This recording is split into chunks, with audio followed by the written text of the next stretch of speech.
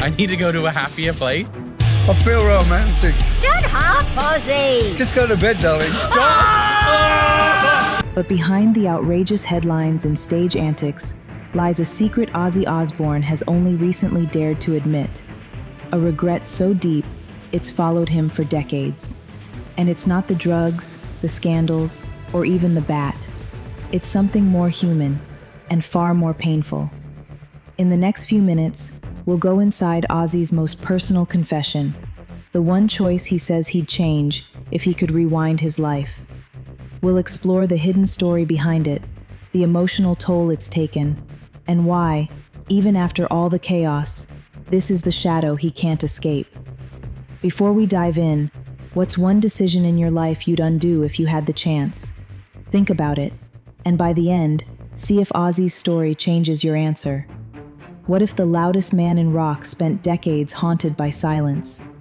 Ozzy Osbourne built his career on chaos, stadium-shaking riffs, bat-biting headlines, and a life so wild it almost killed him more than once. But behind the screaming fans and thundering guitars lies a truth he rarely voices. There's a choice he made long ago that still keeps him awake at night. It's not the drugs, it's not the fights, it's something quieter and far more personal. Friends say that when Ozzy talks about it, his voice changes. It slows, it trembles, it almost breaks. That's how you know it cuts deep. And for a man who's faced death, lawsuits, and rehab, this is the thing that truly terrifies him.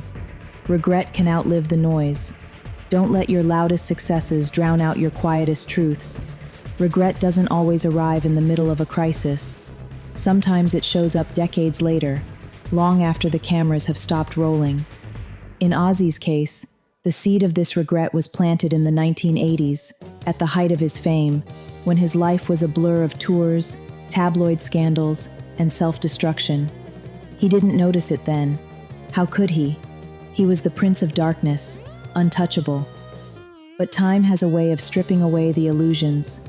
Today, when he reflects on those years, he admits there was one relationship he neglected, a bond he could have protected but didn't. The guilt was louder. Success means little if you have no one left to share it with. Ozzy once told an interviewer about missing his daughter's school performance because of a tour date he couldn't cancel. At the time, he brushed it off. That's rock and roll, you know? But years later, that memory gnawed at him. He realized it wasn't just one missed event. It was dozens, maybe hundreds. Birthdays, graduations, little milestones that never came back. You can reschedule a show. You can't reschedule your child's childhood. Your presence is worth more than any paycheck. We often think we have endless time to make things right. But the truth? We don't. Ozzy learned that too late. Relationships aren't like tours. You can't announce a reunion after decades apart and expect the same crowd to show up. The absence leaves cracks, and some never heal. He admits now he would trade certain career highs for one more chance at the moments he missed. The set list of life doesn't include encores.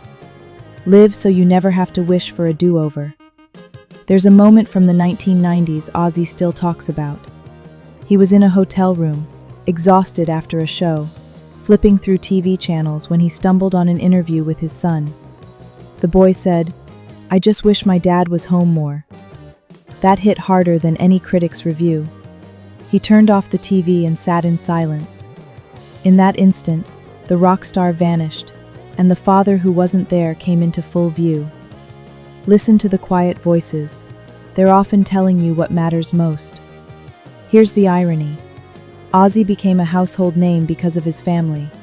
The Osbourne name, the reality TV show, the media fascination with their home life. Yet his biggest regret is not being there for that family during his prime years. He gave the world access to his living room, but couldn't always give his kids his time. Fame giveth, and fame taketh away. Don't let the public know more about your family than you do. Psychologists call it success guilt, the heavy realization that achieving your dreams sometimes costs the people you love the most. In Ozzy's case, that cost was measured in lost years and missed memories. As one family therapist says, you can rebuild wealth and health. You can't rebuild time. You'd think a man with Ozzy's wild past would regret his addictions most. And yes, he's spoken openly about that pain. But when asked point blank what he'd change if he could, he said it wasn't the drugs. It was the time he lost with his children. That's the twist. Regret isn't always about the worst thing you did. Sometimes it's about the best thing you didn't. Don't assume the obvious regret is the deepest one. You don't have to be a rock star to understand this. Maybe you've skipped a family dinner for a work deadline, or missed a friend's big day because you were too busy. Multiply that by years, and you start to see Ozzy's reality. The little moments are the bricks that build relationships. Remove too many, and the whole thing crumbles. Guard the small moments, they become the big ones. A music historian once said, "The loudest applause fades, the quietest moments echo forever." Ozzy's confession is living proof. Long after the stadium lights go out, it's the faces you didn't see and the hands you didn't hold that stay with you.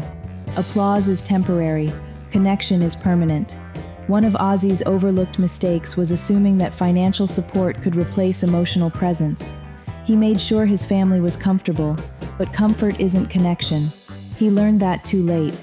You can buy almost anything in this world, except being there. Money can't fill the seat you left empty. In today's hyper-connected world, we're all at risk of Ozzy's regret, not from tours, but from screens. The same way his fame pulled him away, our phones and online lives can rob us of presence. The next big crisis won't be just burnout, it'll be absence. Don't let always connected mean never truly present. In one rare moment, Ozzy said he'd trade entire tours for the chance to redo one summer with his kids. He didn't say that for headlines. He said it quietly, almost to himself, as if finally admitting the truth out loud. That's when you know a regret is real, when it's whispered, not shouted. The truest confessions are often the quietest.